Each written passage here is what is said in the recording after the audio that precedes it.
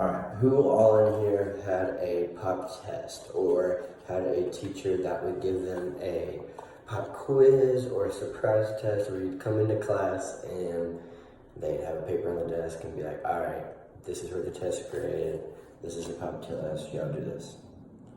Alright, well, I had this one teacher who never, ever gave out tests. He was the most laid back teacher. He didn't really care. We didn't do much in his class. A lot of us really took the class as like a blow off class. And so, well, one day, we were all making good grades in the class and we all did good on the test. So he decided to give us a pop quiz the day after the test. Well, we all go and take it. And I'm not gonna lie, I actually, me and my friends actually maybe kind of cheated through the semester, got in our way, helped each other throughout the semester to get it done. But we did the pop quiz and we all did terrible. Like, I guarantee you, I probably made like a 2 out of 10. Y'all are probably wondering why I'm talking about this, but by taking that test, it actually showed how much I learned more than the actual first test I took. By catching me off guard and knowing, coming up with it from the top of my head and going off basic knowledge of what I've learned, those tests can show you how much you've actually learned throughout the semester, throughout the year, etc. So today I'm going to talk to y'all about the negatives of standardized testing in schools, mostly like elementary schools and younger is where you see standardized testing, but I'm going to talk to you about the negatives and my solution, or a solution that I agree with, and how we can come up with this problem. All right, so if you remember my last speech, I talked about CTA, which is cognitive testing anxiety. And what we learned last time is over 50% of college students actually suffer from CTA, around 50%, which, if you think about it, that is a crazy amount of college students that suffer from test anxiety. And throughout the years, that number has gone up and up and up, and researchers and colleges and have gone and looked at it and studied, and they've noticed how standardized testing is right in the middle of anxiety or stress in school. So CTA, what causes CTA when it comes to standardized testing is when you have standardized tests, teachers have to follow a basic curriculum, or a strict curriculum if we're using the correct words, to follow throughout the whole semester. They don't have time to stop. They gotta go boom, boom, boom on to the next subject. Just real fast paced. You have to learn as it goes. Cramming in info constantly and fast makes it very hard for students to learn. And not just that, to go back to the CTA, it causes a lot of anxiety and a lot of stress in a student. If you know from, what is the word I'm looking for? I'm so sorry. If you been to a class before, been to college, you know that teachers throwing out information at you slide by slide. It's really hard to learn. You go home and you're actually very stressed. Like, you've learned a lot, but you feel like you haven't learned a lot. Quick learning makes it no time to stop.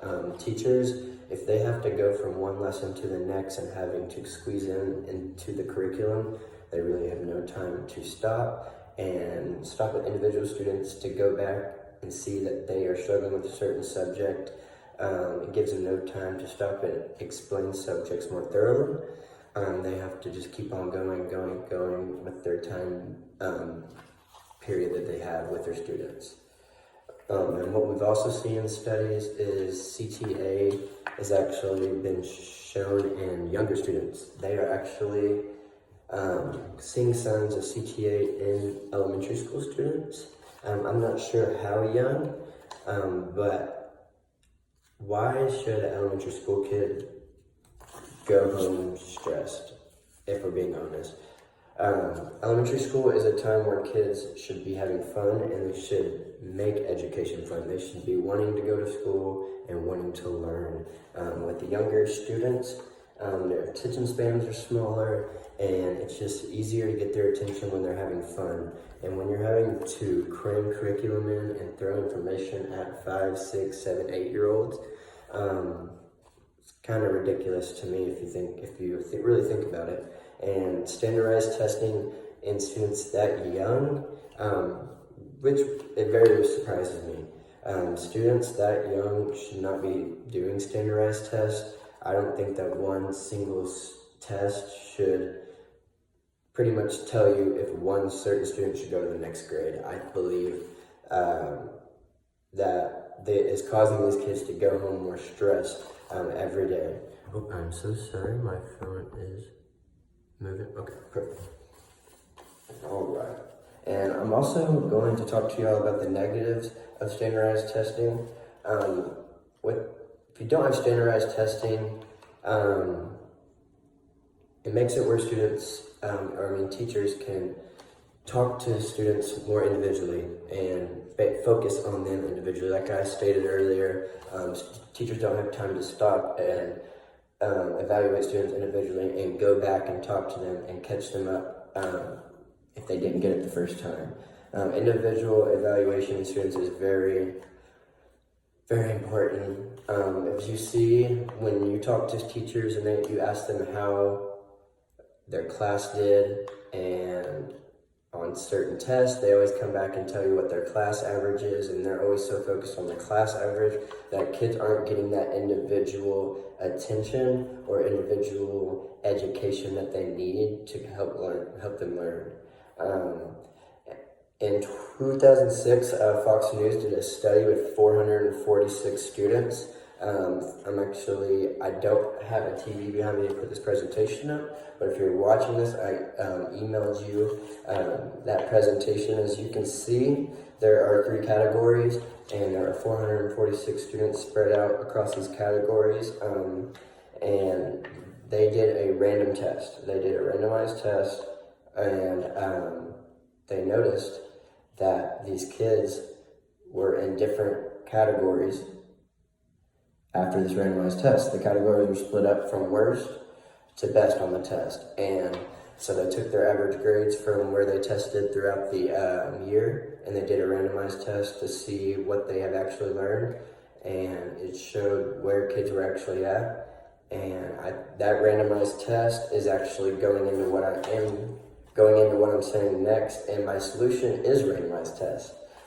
Those randomized tests make it where teachers can see the actual individual student and where he is at individually. You can see what subjects he is missing, and you can go back and you can actually evaluate with him and work on what he needs to work on. For instance, in elementary schools, teachers can evaluate their students individually with these randomized tests and send mini lessons home, email their parents mini lessons and videos and stuff that they can catch on, so when they come to the classroom the next day or the next week, or as they're catching up throughout the week, they can catch up themselves at home. And also the National Mathematics Advisory Panel tested 5th grade students, and they gave them a pop test, and it actually allowed the teachers to separate their students into 3 different groups, sorry, I'm getting that mixed up with the last one, but they separate them into, not specifically 3 other groups, but into separate groups based on what they've learned, and it makes it a lot easier for them to teach the younger students in groups based on what they know, and they were able to see that from the standardized tests. So what I've talked to you today, I would like to conclude with, I've talked to you about the negatives of standardized testing, stress and test anxiety in standardized testing, and I've also talked to you about my solution and how randomized tests can help solve standardized tests. If you have any more questions, I took this on a video, so you can email me. Thank you.